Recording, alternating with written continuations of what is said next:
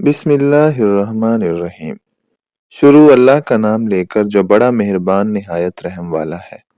सैयद जज़ायरी अपनी किताब अनवार नुमानिया में लिखते हैं, एक बादशाह अपने खिदमतगारों और सिपाहियों के साथ सामान सफ़र तैयार करके एक रोज शिकार पर गया।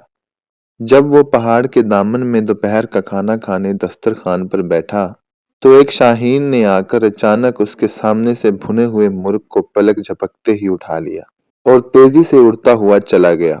उसने फौरन ही अपने सिपाहियों को हुक्म दिया कि घोड़ों पर सवार होकर शाहीन का पीछा करें और मुर्ग वापस लेकर आएं।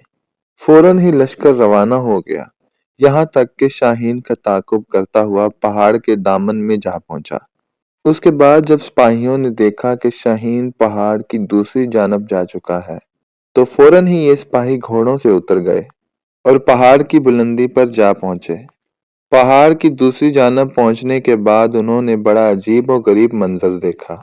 उनके सामने एक शख्स था जिसके हाथ और पांव बंधे हुए थे और वो जमीन पर पड़ा हुआ था, और भुना हुआ मुर्ग दस्तरखान से उठाकर लाने वाला शाहीन बड़े मजे से उस शख्स की मेहमान नवाजी कर रहा था।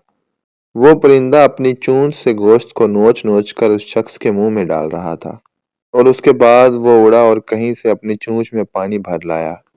फिर उसने ये पानी भी उस शख्स को पिला दिया। सिपाही इस शख्स के करीब पहुंचे और इसके हाथ पांव खोल कर पूछा कि ये क्या माजरा है। तो उसने सिपाहियों का शुक्रिया अदा करते हुए बताया, मैं एक ताजर हूँ, तिजारत के सिलसिले में अपना मालो सबाब लेकर जा रहा था कि उसी रास्ते में डाकुओं का सामना हो गया। वो मेरा मालो असबाब लूट कर ले गए। वो चाहते थे कि मुझे कत्ल कर दें, लेकिन मैंने उनसे इल्तिजा की कि वो मुझे जान से न मारें। वो कहने लगे, हमें इस बात का डर है कि तुम किसी तरह आबादी तक पहुंच जाओगे।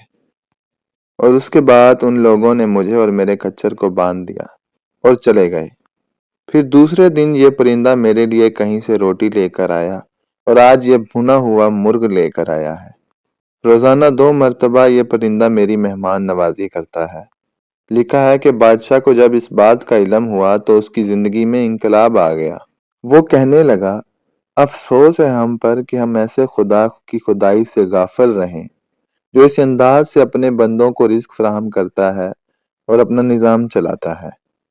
ये कहकर बादशाह ने अपनी हुकूमत से किनारा कशी अख्तियार कर ली और अपने ज़माने का आबदो ज़ाहिद शख्स बन गया। एक और रिवायत के मुताबिक हज़रत मूसा अलैहिस्सलाम के दौर में अफलातून ने हज़रत मूसा अलैहिस्सलाम से पूछा कि आसमान कमान हो और दुनिया की मुसीबतें नेज़े हों और खुदा ताला निशाना लगाने वाला हो, तो आदमी कहाँ जाकर बचे। हज़रत मूसा अलैहिस्सलाम ने फरमाया कि तीर चलाने वाले के पास जाकर खड़ा हो जा, क्योंकि तीर दूर वाले पर चलाए जाते हैं। कहने लगा, बेशक आप नबी हैं, ऐसा इल्म नबियों ही का हिस्सा है। तो जब खुदा ताला की नज़दीकी होगी, तो हकीकत में जिसका नाम मुसीबत है वो नहीं आ सकती, यानी तकलीफ ना होगी। चाहे सूरत मुसीबत की हो मगर दिल खुश होगा। वीडियो अच्छी लगी हो तो वीडियो को लाइक करें, शेयर करें, चैनल को सब्सक्राइब करें।